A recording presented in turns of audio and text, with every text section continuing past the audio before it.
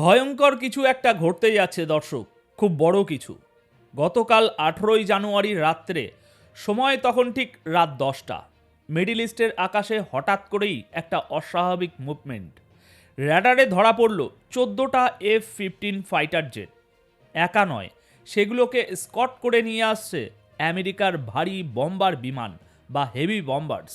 গন্তব্য মধ্যপ্রাচ্য। ঠিক ওই একই সময়ে পৃথিবীর অন্য এক প্রান্তে ইরানের প্রেসিডেন্ট মাসুদ পেজিশিয়ান, যিনি সচরাচর টু শব্দটাও করেন না, যাকে বলা হয় ইরানের ইতিহাসের সবচেয়ে শান্ত এবং মডারেট প্রেসিডেন্ট, তিনিও গতকাল রাতে হঠাৎ এমন এক ওয়ার্নিং বা সতর্কবার্তা জারি করলেন, যা শুনে এই ভয়ঙ্কর কিছু একটা ঘটতে যাচ্ছে এই সন্দেহটা আরও বাড়িয়ে দিচ্ছে। তিনি কোনো কূটনৈতিক ভাষা ব্যবহার করেননি, তিনি সোজা ভাষায় বলে দিয়েছেন টোটাল ওয়ার বা সর্বাত্মক যুদ্ধ। কিন্তু কেন, হঠাৎ কেন আমেরিকার ফাইটার জেটগুলো মাঝরাতে মুভ করছে, আর কেনই বা ইরানের প্রেসিডেন্ট সেই রাতেই সরাসরি যুদ্ধের ডাক দিলেন? এর পেছনের কারণটা কি আপনারা জানতে চান? তাহলে আগামী 10 মিনিট আমার সাথেই থাকুন। দেখুন, জিওপলিটিক্সের খেলাটা বুঝতে হলে আগে খেলোয়াড়দের বুঝতে হয়। মাসুদ পেজিশিয়ান নামটা গত কয়েক মাসে আপনারা অনেকবার শুনেছেন। ভদ্রলোক ইরানের প্রেসিডেন্ট, কিন্তু তার স্বভাব কেমন? তিনি খুব মেপে কথা বলেন। তিনি হার্ডলাইনার নন, তিনি সবসময় চান আলোচনার মাধ্যমে সমাধান করতে। তাকে দিয়ে একটা কড়া স্টেটমেন্ট বের করা আর ওই পাথর চিপে রস বের করা প্রায় একই কথা। অথচ গতকাল 18ই জানুয়ারি রাতে এই মানুষটি তার এক্স হ্যান্ডেলে এমন একটি পোস্ট করলেন, যা আক্ষরিক অর্থেই যুদ্ধের ঘোষণা। তিনি পরিষ্কার করে বললেন, যদি ইরানের সুপ্রিম লিডার আয়াতুল্লাহ আলী খামিনির গায়ে একটা আঁচড়ও লাগে, তবে সেটাকে ইরানের বিরুদ্ধে যুদ্ধ ঘোষণা হিসাবে ধরে নেওয়া হবে এবং এর জবাব হবে ফুল স্কেল ওয়ার। এখন প্রশ্ন হলো, একজন রাষ্ট্রপ্রধান, যিনি গত ডিসেম্বরেও চুপ ছিলেন, তিনি হঠাৎ মাঝরাতে এমন অস্থির হয়ে উঠলেন কেন? তিনি কি পাগল হয়ে গেছেন, নাকি তার টেবিলে এমন কোনো গোয়েন্দা রিপোর্ট বা ইন্টেল এসেছে যা আমরা জানি না? উত্তরটা লুকিয়ে আছে দর্শক ডোনাল্ড ট্রাম্পের একটা কথায়। খেয়াল করুন, এই মানুষটাই কিন্তু গতকাল ইরানকে থ্যাংক ইউ বলেছিল। গতকাল আমাদের এই চ্যানেলে সর্বপ্রথম সকালে যে প্রতিবেদনটা দিয়েছি, সেখানেই আপনারা শুনেছেন ডোনাল্ড ট্রাম্প কত ভদ্রভাবে ইরানকে থ্যাংক ইউ জানাচ্ছে। কিন্তু আজ আবার তার হুঙ্কার শুরু হয়ে গেছে। ট্রাম্প আয়াতুল্লাহ খামিনিকে উদ্দেশ্য করে একটা মন্তব্য করেছেন। তিনি খামিনিকে অসুস্থ মানুষ, সিক ম্যান বলে অভিহিত করেছেন এবং ইনডাইরেক্টলি বলেছেন ইরানে এখন নতুন লিডারশিপ দরকার। আপাত দৃষ্টিতে মনে হতে পারে, দূর, ট্রাম্প তো কত কথাই বলেন। কিন্তু ইরানের ইন্টেলিজেন্স বা গোয়েন্দা সংস্থাগুলো বোকা নয়। তারা ট্রাম্পের এই অসুস্থ মানুষ শব্দটাকে এবং নতুন লিডারশিপের দাবিটাকে নিছক পলিটিক্যাল বক্তব্য হিসাবে দেখছে না। তারা এটাকে দেখছে একটা কোড হিসাবে, একটা সিগন্যাল হিসাবে। ইরানের কাছে খবর আছে ট্রাম্প প্রশাসন এবং ইসরায়েল মিলে এবার সাপের মাথায় আঘাত করতে চাইছে। অর্থাৎ তারা আর ছোটোখাটো জেনারেলে আগ্রহী নয়, তাদের টার্গেট খোদ আয়াতুল্লাহ আলী খামিনি। আর পেজিশিয়ানের এই অস্বাভাবিক প্রতিক্রিয়াই প্রমাণ করে, ধোঁয়া যখন দেখা যাচ্ছে, আগুন কোথাও না কোথাও অবশ্যই লেগেছে। আপনাদের কি কাসেম সোলেমানির কথা মনে আছে? 2020 সালের সেই সকালটার কথা মনে আছে? বাগদাদ এয়ারপোর্টের বাইরে আমেরিকার ড্রোন হামলায় ইরানের সবচেয়ে শক্তিশালী জেনারেলকে টুকরো টুকরো করে দেওয়া হয়েছিল। সেই হামলার নির্দেশ কে দিয়েছিলেন? Donald Trump. ইরান সেই দগদগে ঘা এখনো ভোলেনি। তারা জানে ডোনাল্ড ট্রাম্প এমন একজন মানুষ যার প্রেডিক্টিবিলিটি জিরো। তিনি কি করবেন, কখন করবেন, এটা তার নিজের উপদেষ্টারাও জানেন না। আর ঠিক এই জায়গাতেই ইরানের ভয়। ইরানের সিকিউরিটি কাউন্সিল এবং রেভলিউশনারি গার্ড আইআরজিসি মনে করছে ট্রাম্প এবার সার্জিক্যাল স্ট্রাইক বা ড্রোন অ্যাটাকের প্ল্যান করছেন, যা সোলেমানির চেয়েও বড় হবে। আর ইরানে সোলেমানির চেয়েও বড় টার্গেট কেবল একজনই আছেন, আয়াতুল্লাহ আলী খামিনি। এখন দেখুন, জিওপলিটিক্সে একটা পুরনো ও খুব কার্যকারী কৌশল আছে, রিজিম চেঞ্জ অপারেশন। ইরান মনে করছে ঠিক এই চিত্রনাট্যটাই এখন মঞ্চস্থ হচ্ছে। একদিকে দেশের ভিতরে দাঙ্গা উস্কে দেয়া হচ্ছে, আর অন্যদিকে ট্রাম্প এবং ইসরায়েল মিলে খ্যামিনিকে সরানোর ছক করছেন।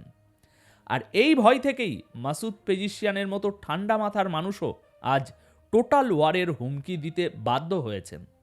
তিনি আসলে বিশ্বকে বলছেন, আমরা জানি তোমরা কি করতে যাচ্ছ, কিন্তু মনে রেখো এবার আমরা চুপ থাকবো না। এখন আসুন আমি আপনাদের কিছু আপডেট দেই, যেগুলো মেন স্ট্রিম মিডিয়ায় হেডলাইন হয়নি, কিন্তু এগুলোকে এক সুতোয় গাঁথলে খেলাটা আপনার কাছে আরও পরিষ্কার হয়ে যাবে।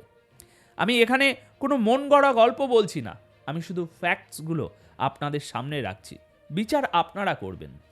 ফ্যাক্টস নাম্বার 1, ইরানের হানজালা হ্যাকার গ্রুপ এবং কিছু ওপেন সোর্স ইন্টেলিজেন্স গতকাল 18 জানুয়ারি রাতে একটি ছবি এবং কিছু তথ্য শেয়ার করেছে। ছবিতে দেখা যাচ্ছে দুজন ব্যক্তিকে। একজন হলেন ইসরায়েলের কুখ্যাত গোয়েন্দা সংস্থা মোসাদের চিফ ডেভিড বার্নিয়া, আর তার পাশে যিনি দাঁড়িয়ে আছেন তিনি হলেন লিন্ডসে গ্রাহাম। লিন্ডসে গ্রাহামকে, তিনি আমেরিকার একজন প্রভাবশালী সেনেটর, তাকে বলা হয় মিনি ট্রাম্প।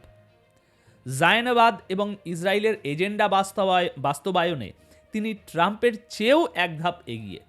তিনি প্রকাশ্যেই বলেন ইরানকে মাটির সাথে মিশিয়ে দেওয়া উচিত। ফ্যাক্টস নাম্বার 2, এই মিটিং বা ছবিটা সামনে আসার ঠিক পরপরই রাত 10টার দিকে রিপোর্ট আসে যে 14টি F-15 ফাইটার জেট এবং হেভি বম্বার বিমান আমেরিকা থেকে মিডল ইস্টের দিকে উড়ে আসছে। ফ্যাক্ট নাম্বার 3, ঠিক এই সময়েই ইরানের প্রেসিডেন্ট মাসুদ পেজিশিয়ান তার সেই সতর্কবার্তা জারি করলেন। এখন আপনি আমাকে বলুন, এগুলো কি সব কাকতালীয় ঘটনা? মোসাদ চিফ আর আমেরিকার কট্টরপন্থী সেনেটরের মিটিং হলো। মিটিং শেষ হতে না হতেই আমেরিকার যুদ্ধবিমান মিডল ইস্টের দিকে রওনা দিল, আর ঠিক সেই সময়েই ইরান বলল, আমাদের লিডারকে স্পর্শ করলে আমরা যুদ্ধ শুরু করব। যদি আপনি জিওপলিটিক্সের ফ্যান হন, জিওপলিটিক্স ভালোবাসেন, তবে আপনি বুঝবেন এখানে স্মোক নয়, রীতিমতো ফায়ার আছে। এই 14টি ফাইটার জেট পিকনিকে আসছে না, এদের সাথে হেভি বম্বার থাকার অর্থ হলো এরা কোনো বাংকার বা মাটির গভীরের টানেল ধ্বংস করার প্রস্তুতি নিচ্ছে। আর আমরা সবাই জানি আয়াতুল্লাহ খামিনি বেশিরভাগ সময় কোথায় থাকেন বা ইরানের নিউক্লিয়ার সাইটগুলো কোথায়। আরও একটা তথ্য দিই আপনাদের, জেরুজালেম পোস্ট ইসরায়েলের পত্রিকা, তাদের হেডলাইন হচ্ছে গতকাল রাতেরই, IDF chief of staff assesses Iron Domes readiness in light of Iran threat. অর্থাৎ ইসরায়েলের সেনাপ্রধান হারজি হালেবি নিজে গিয়ে আয়রন ডোম, তাদের মিসাইল ডিফেন্স সিস্টেম চেক করছেন। কেন ভাই, হঠাৎ আয়রন ডোম চেক করার কি দরকার পড়ল? কারণ ইসরায়েল জানে তারা যদি খ্যামিনির উপরে কোনো অ্যাটেম্প্ট নেয় তবে ইরান থেকে হাজার হাজার মিসাইল বৃষ্টির মতো ঝরবে। তাই তারা আগে থেকেই তাদের ছাতা বা ডিফেন্স সিস্টেম ঠিক করে রাখছে। এখন প্রশ্ন হলো, ট্রাম্প বা ইসরায়েল যদি সত্যিই এই ভুলটা করে বসে, যদি সত্যিই খ্যামিনিকে টার্গেট করা হয়, তবে কি হবে? পেজিশিয়ান যে ফুল স্কেল ওয়ারের কথা বললেন সেটা দেখতে কেমন হবে? মনে রাখবেন, এটা সাদ্দাম হোসেনের ইরাক নয়, এটা 2026 সালের ইরান। ইরান জানে তাদের কাছে আমেরিকার মতো টেকনোলজি নেই, কিন্তু তাদের কাছে যেটা আছে তা হলো পরিমাণ বা কোয়ান্টিটি। তারা যদি একসাথে 5000 ড্রোন আর মিসাইল ইসরায়েলের দিকে ছুড়ে দেয়, পৃথিবীর কোনো আয়রন ডোম সেটা আটকাতে পারবে না। তেল আবিব, হাইফা, এই শহরগুলো মাটির সাথে মিশে যাবে। আর তখন আর এটা শুধু ইরান ইসরায়েল যুদ্ধ থাকবে না, এটা তৃতীয় বিশ্বযুদ্ধের সূচনা করে দেবে। পেজিশিয়ান তার পোস্টে এই হুমকিটাই দিয়েছেন।